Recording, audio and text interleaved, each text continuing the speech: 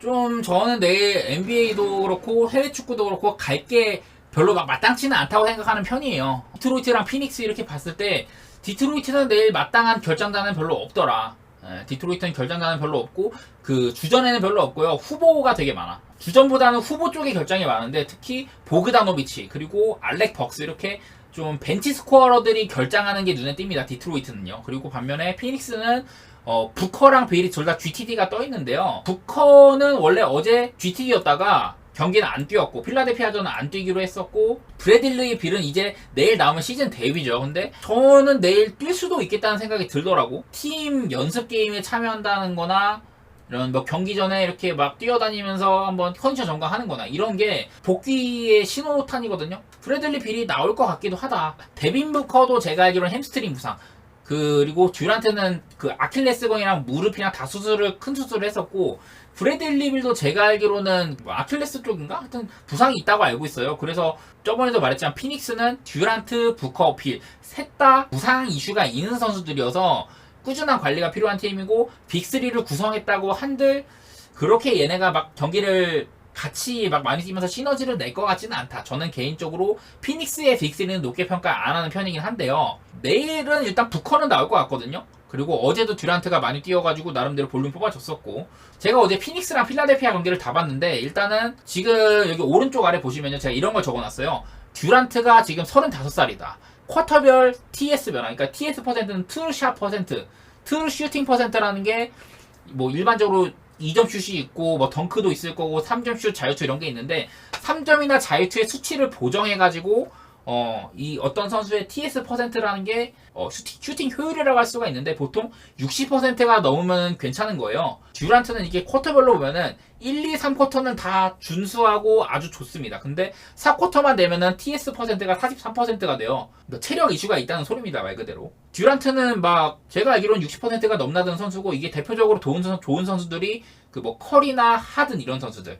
네, 그렇게 막 자유투 빙 잘 뜯고 3점슛 능력 있고 그런 선수들이요, 일반적으로. 아무튼 듀란트도 이렇게 나이가 먹어감에 따라 4쿼터 경기 막바지에는 TS 퍼센트가 많이 떨어지는데 그 듀란트가 지금 백투백이죠. 듀란트는 계속해서 피닉스에서 오랜 시간 이렇게 뛰고 있으니까 체력적인 부담이 많이 있을 수 있는 듀란트라는 소리고 근데 브래들리 빌이 오면은 이런 부분들이 많이 좀 괜찮아지긴 해요. 좀 브래들리 빌이 오면은 볼륨 채워주는 거 그러니까 팀의 스코어링을 같이 도와주는 부분이 있다 보니까 제가 저번에도 말씀드렸는데 피닉스가 지금 오프 시즌에 그 벤치 멤버들 중에서 카메론 페인, TJ 워렌, 테렌스 로스, 뭐 랜드리 샤맨 이런 애들을 다 보냈단 말이에요. 그러니까 벤치 스코어러가 별로 안 남았습니다. 새롭게 벤치로 온 선수들이 에릭 고든, 그레이슨 알렌, 나리스 리틀, 뭐 조던 구딘 이런 애들이 있는데요. 사실 그 전에 비하면은 그러니까 막 폴이랑 막 있고 할 때 그때에 비하면은 벤치 스코어링은 많이 떨어졌다고 생각을 해요. 저는 제가 또 지금 그 디트로이트가 올 시즌에 다소 그 예년들에 비하면 계속해서 탱킹을 하던 시즌에 비하면 많이 나아졌다 이런 소리가 들리는데 그 이후로 지금 제일런 듀렌이랑 커닝햄이라는 이런 두 축, 좀 나름대로 팀을 이제 좀 몇 년간 이끌 것 같은 느낌이 든다. 그런 게 올라오고 좀 시즌 초반 한 3경기 동안 수비도 좋았었고 근데 그 이후에는 이제 제일런 듀렌이 좀 부상도 있었고요. 첫 3경기 동안은 팀이 디트로이트가 와 제일런 듀렌 존나 폭발적이네. 수비도 잘하네. 막 약간 이런 느낌이었는데 그 이후로는 약간 이런 게 좀 사그라들었어요. 그래서 저는 일단 이 경기는 좀 언더를 보는 게 여기 왼쪽 아래 이렇게 써 있는 거 보시면요. 디트로이트가 작년 대비 필드골 성공률 3점, 어시, 블락 이런 좀 득점적인 부분이나 많은 이런 발전이 있었다고 해요. 디트로이트가 작년에 3점 슛이요. 작년에 디트로이트의 3점 슛이 35.1%인데 여기 가운데 있는 표에 왼쪽 맨 아래 보시면 3포인트 퍼센티지 아래쪽에 있는 게 디트로이트거든요. 잘 보이실지 모르겠는데 디트로이트가 지금 3점슛 성공률이 8등이에요. 전체 30개 구단 가운데. 작년에는 22등이었는데 이렇게 좀 3점 부분에서 발전이 있었고 리바운드가 많이 올랐어요. 리바운드가 42.4개에서 48.2개로 한 5개가 넘게 올랐단 말이에요. 거의 6개가량 올랐어요. 그러니까 여러 가지로 디트로이트가 뭐 블락 수치도 많이 높아지고 리바운드도 많이 잡고 그야말로 듀렌이라는 걸출한 이런 센터를 딱 자리를 잡았기 때문에 그런 것 같은데 최근 들어서는 듀란도 약간 좀 시즌 초반 경기들은 좀 쉬운 상대 만나갖고 뽀록이었다 뭐 이런 느낌도 좀 있는 것 같기도 하고. 어쨌든 이 디트로이트는 지금 고투가이가 커닝햄이잖아요. 여기 밑에 있는 거 적혀 있는 게 뭐냐? 커닝햄 USG 32.5%. 이게 USG가 말 그대로 이 디트로이트가 공격을 할 때 커닝햄 의존도가 얼마나 되냐? 커닝햄이 디트로이트 공격의 포지션을 얼마나 담당하고 있냐 이건데 32.5%면 진짜 전성기 하든 에 준하는 수치급 정도로 케이드 커닝햄이 디트로이트의 공격 대부분에 관여를 한다는 소리인데, 이 친구가 필드골 성공률이 40.7%밖에 안 되고 골 및 마무리 능력이 40%가 채 안 됩니다. 그러니까 효율이 안 나온다는 소리예요. 효율이. 그리고 여기 오른쪽 보시면은 디트로이트가 턴오버가 리그 전체 꼴찌입니다. 30등 여기 17.3개로 꼴찌인데, 케이드 커닝햄이 개인 턴오버가 5.5개로 리그 전체 압도적인 1등이에요. 이게 2등이 4점 몇 개야. 그 정도로 케이드 커닝햄이 1옵션을 맡기기에는 별로 안 어울리는 선수다라는 걸 보여주고 있는데, 그만큼 효율이 안 좋은 선수라는 소린데, 그래서인지는 몰라도 최근에 디트로이트 성적도 안 좋고 어느버도 그렇게 막 점수도 많이 뽑아내지는 못하는 걸로 알고 있거든요. 그리고 밑에 여기 적어놓은 거 아웃사르 탐슨에 대한 거는요, 대부분의 분들이 아웃사르 탐슨이 누구냐 이런 분들이 많으실 것 같아가지고 그냥 스탯을 좀 갖고 왔는데, 눈에 띄는 건 뭐냐면은 아웃사르 탐슨은 9.6점, 9.8개의 리바, 3.8개의 어시, 스틸 0.8개, 블락 2.0개. 그러니까 다재다능한 선수라는 거지. 이 일반적으로 박스 스코어, 그 박스 스코어의 5대 수치, 득점, 리바, 어시스트, 스틸, 블락, 이런 부분들을 전부 다 채워줄 수 있는 선수라는 뜻이에요. 옛날에 이제 그 브루클린에서 뛰던 안드레이 키릴렌코라는 선수가 있었어요. 그 친구가 이제 이런 다방면의 잘하기로 유능한 선수다 뭐 이렇게 좀 얘기가 많은 선수였는데, 뭐 비슷한 느낌이라고 봐야죠. 다재다능하고 박스 스코어의 이런 여러 가지 부분들을 채워줄 수 있는 유용한 선수, 그냥 그 정도로 보시면 될 것 같습니다. 그래서 뭐 반면에 이제 피닉스 같은 경우는 작년 대비해서는 대부분의 스탯이 많이 감소했다고 해요. 어시스트가 지금 2.3개가 줄어서 원래는 한 3등 수준이었는데 지금 17등까지 떨어졌었고, 턴오버가 작년에는 11등이었는데 지금 리그 29등입니다. 피닉스랑 디트로이트가 지금 현재 리그에서 가장 턴오버가 많은 1, 2등 팀들이에요. 제가 어제 피닉스 경기를 보기도 했지만은 엄청 어수선해요. 어수선하고 필라델피아도 지금 뭐 하등이 없어서 그런지는 모르겠지만은 핸들러가 없는 피닉스, 맥시가 핸들러긴 하지만 뭔가 짜임새는 없는 필라델피아, 그래서인지는 몰라도 되게 어수선했고 전반전부터 100점도 안 났거든요. 또 뭐 피닉스가 백투백이기도 하고 저는 이 경기 언더를 일단 째고는 있고요. 근데 이거는 부커나 빌의 출전 여부에 따라 많이 달라질 것 같아서 이 경기는 뭐 어차피 미리 걸어야 되긴 하지만은 저는 부커는 나올 것 같고 빌은 안 나올 수도 있다.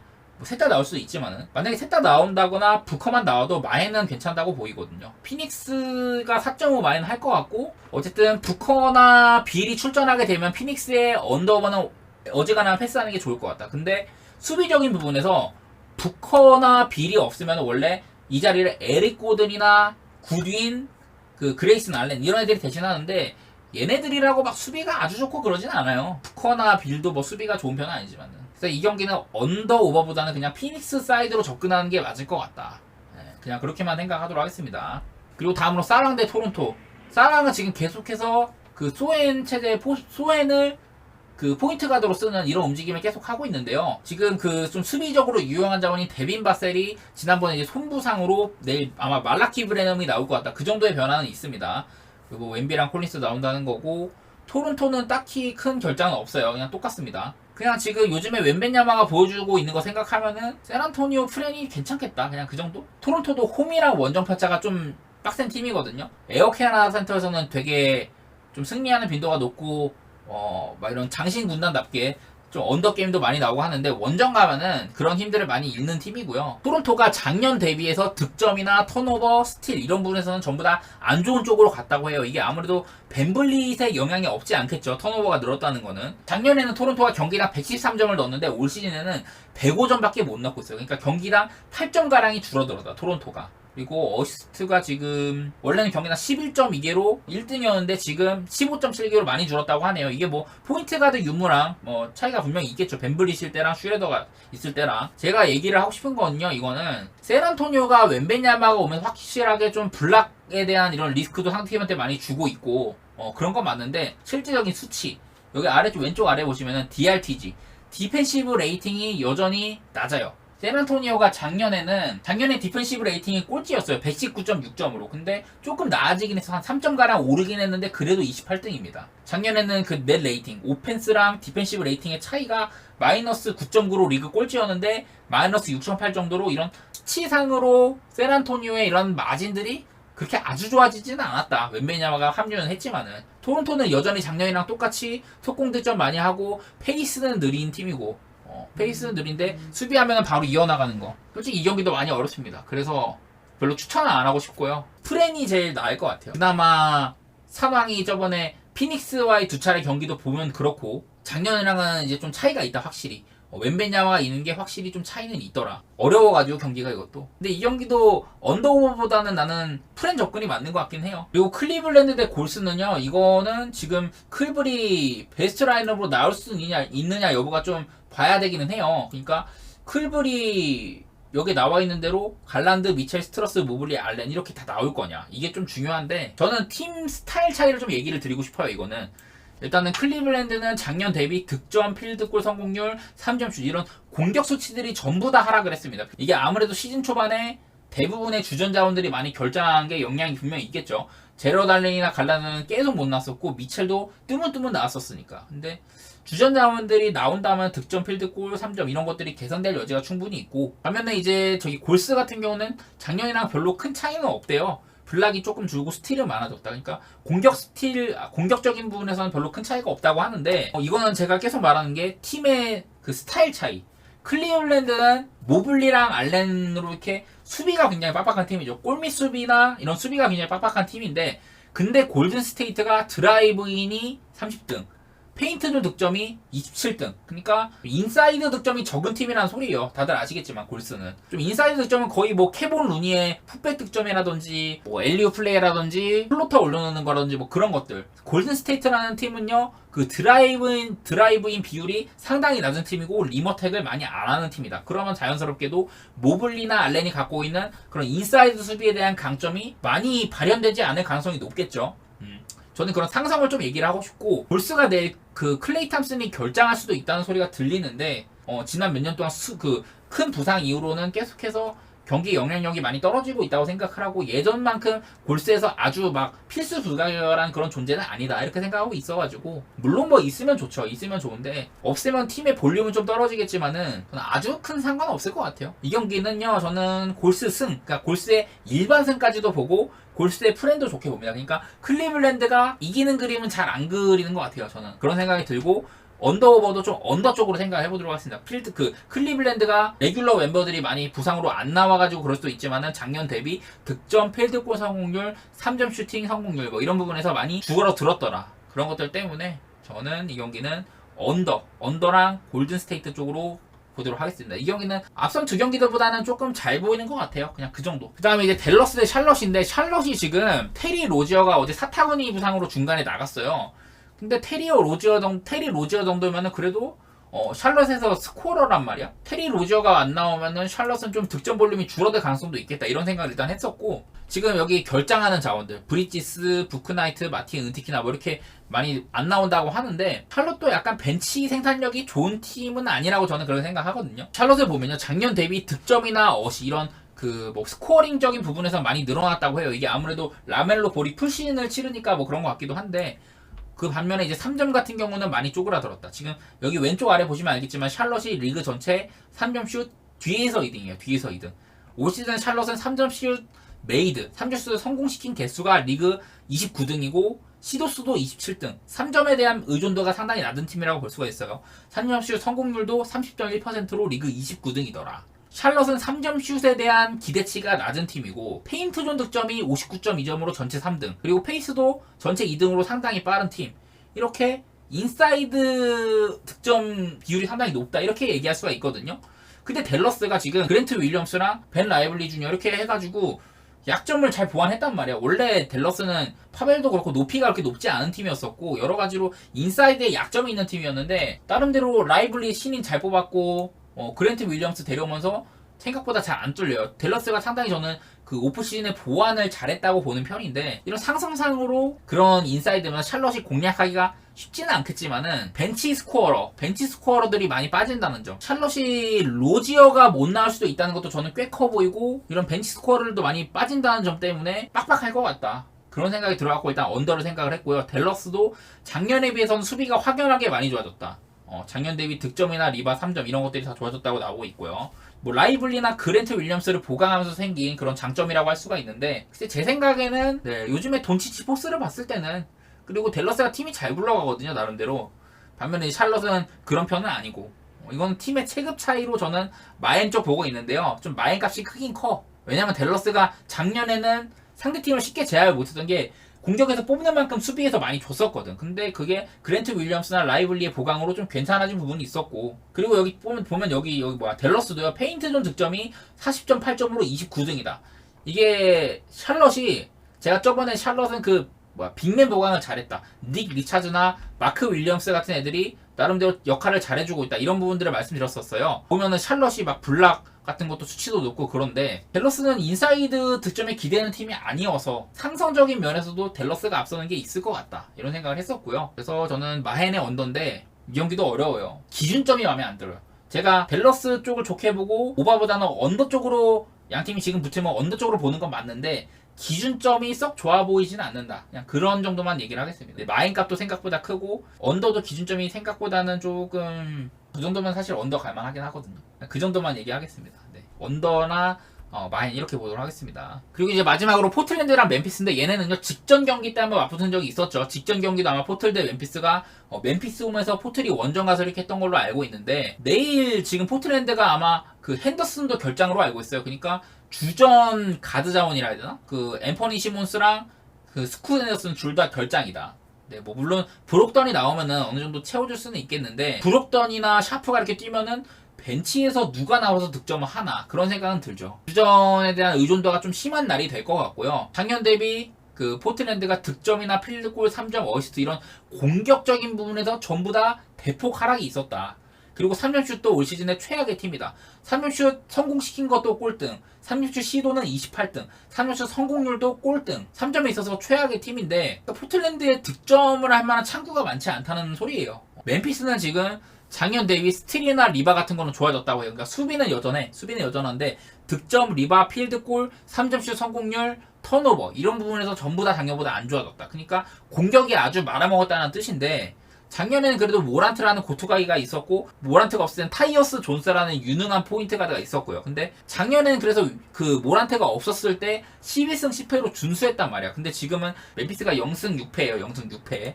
근데 멤버만 봤을 때는 사실 그 정도는 아니야. 포틀랜드는 이겨줬어야 되는데 포틀랜드까지한테 졌단 말이죠. 전날도 이기다가 연장으로 가는 그런 동점 당하고 연장 가서 진 거거든요. 여전히 뭐 디플렉션 111에 그러니까 이거는 디플렉션은 이제 막 수비하다가 어디 딱 손 맞고선 굴절되는 거. 굴절이 영어로 디플렉션인데 그 디플렉션이 전체 1등이고 루즈볼에서 그 멤피스가 주워가는 빈도도 1등이었고 경기당 8.3개로 1등이었고 여러가지로 수비나 허슬 같은 부분은 여전히 좋다 멤피스가. 근데 좀 아다리가 안 맞고 득점이 안 나와가지고 못하고 있다 뭐 이런 거거든요. 포틀랜드 정도는 이겨야 된다고 봐요. 그래가지고 저는 멤피스 승 보고요. 왜냐면 직전 경기도 멤피스가 진짜 안 풀렸는데 근데 심지어 포틀랜드는 또 주력 자원 중에 하나인 핸더슨이 또 못 나온다고 하니까 그래서 저는 멤피스 승 쪽 보고 있고요. 양 팀 다 지금 공격적으로는 작년에 비해 확연하게 많이 떨어진 두 팀이어가지고 언더 이렇게 같이 보도록 하겠습니다. 지난번 경기도 포틀 대 멤피스가 결국에는 오바였는데 그게 연장 가서 오바가 뜬 거예요. 연장에서 한 24점이 났거든. 그래가지고 오바가 뜬 거지. 네, 정규 시간에는 102 대 100이었나 그랬었어요. 저는 멤피스 승의 언더 이렇게 보도록 하겠습니다. 네, 이제 축구 요약해드리면요. 아스톤 빌라는 저는 홈일 때만 추천을 많이 하잖아요. EPL에서 홈 12연승 중인데 지금 내일은 원정 경기죠. 근데 요즘 보면은 요즘에 경기력도 좋고 성적도 실제로 최근 들어서는 막 무승부 몇 개 껴있긴 하지만 많이 이기고 그래요. 일정 상황도 중간에 뭐 리그컵 치른 것도 아니고 딱히 주전을 이렇게 굴린다고 해도 문제될 게 없는 상황이에요. 그래서 전력을 다하게 충분하고 노팅엄 상대로 원정승이 1.9인가 그렇더라고. 그래가지고 이거는 그냥 아스톤빌라 가볼만 하거나 배당상으로 그냥 그래가지고 일단 추천드렸고요. 이제 헬라스 베로나랑 몬자는 딱 봤을 때 양 팀의 일단 스타일이 많이 비슷해요. 구색이 비슷하다는 게 그 헬라스 베로나 같은 경우는 저기 누구야 욘드레이 두다. 몬자 같은 경우는 그 갈리아르디니 거기다가 마르코 페시나. 몬자라는 팀치고는 중원이 거의 뭐 이탈리아 국대에 소집되는 선수들 급이니까 꽤 괜찮아요. 그리고 전방도 베로나는 지금 보나쫄리, 그리고 몬자는 이제 콜롬보, 이렇게 유망주 톱들을 데리고 있고요. 뭐 수비에도 담브로시오 같은 그 이제 베테랑 선수들 이렇게 많이 좀 양팀의 구색이 비슷하더라고요. 그래서 저는 양팀이 그냥 무승부 갈만하겠다 그 정도만 생각해가지고 그냥 무승부 예측하고 있습니다. 무승부. 전반전에는 지금 0대1로 전 이미 이 경기가 지금 진행 중이어가지고 1대0으로 몬자가 이기고 있는데, 일단은 저는 무승부는 보고 있었어요. 그리고 로마 대 레체는 제가 칼리아리 대 제노아는 지난번에 칼리아리한테 그 3대0으로 이기고 있다가 프로시노네가 4대3으로 역전당한 쇼크 이후로는 칼리아리 경기는 패스할 것 같고요.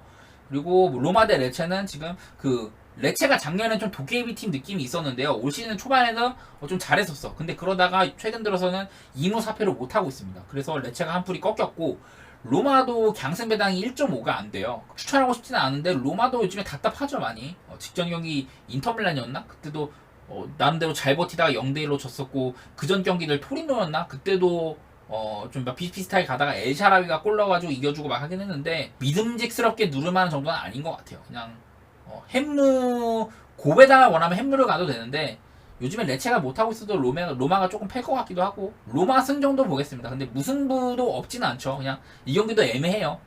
그냥 로마 강승에 약간 막 1.7, 1.8 이렇게 되면은 무승부 리스크 각오하고라도 누르겠는데, 지금의 로마가 막 그 정도는 아닌 것 같아. 그래서 이 경기도 조금 무섭다.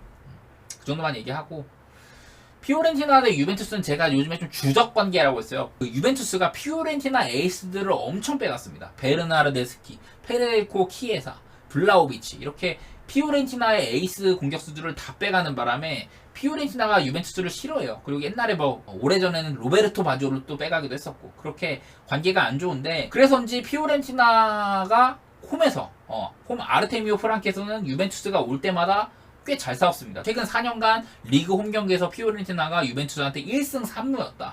그렇게 돼가지고 저는 뭐 유벤투스도 한창 그 유벤투스가 마지막으로 이겼을 때는 그래도 호날두가 뛸 때, 아니면은 그 계속해서 유벤투스가 리그 우승 이어가고 있던 그즈음에나 이렇게 피오렌티나 상대로 유벤투스가 많이 원정에서도 이겼는데, 그 이후로는 잘 이기지 못하고 있다. 그래서 저는 무승부 내지 오바 이렇게 보는데요. 왜냐면 피오렌티나가 올 시즌에 좀 오버 페이스가 많이 나와요. 경기당 지금 막 4점 가까이 나고 있거든. 네, 저는 이 경기는 무승부 내지 오바 이렇게 볼 것 같습니다.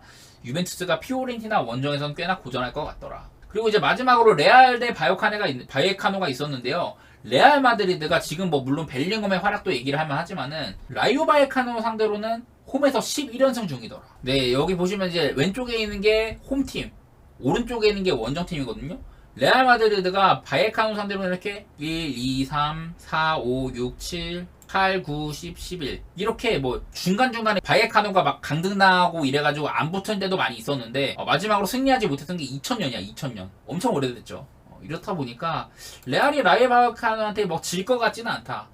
애지간하면 승리를 할 것 같은데, 최근 이제 이제 호날두가 떠나고 나서의 그 시대, 호날두가 떠나고 난 이후에 레알 마드리드는 라이오 바이에카노 상대로 전부 다 햄무였었거든요. 레알이 뭐 쉽게 막 마인하지는 못하겠구나. 이 경기도 레알 강승이나 레알의 1마인 배당 이런 게 다 별로여가지고 그냥 고배당으로 가는 게 나을 것 같아요. 저는 내일 느바도 어렵고 해외 축구도 어렵다고 생각을 해가지고 그냥 이렇게 소액에다가 그냥 고배당 노리는 느낌, 그 정도로 접근할 것 같습니다.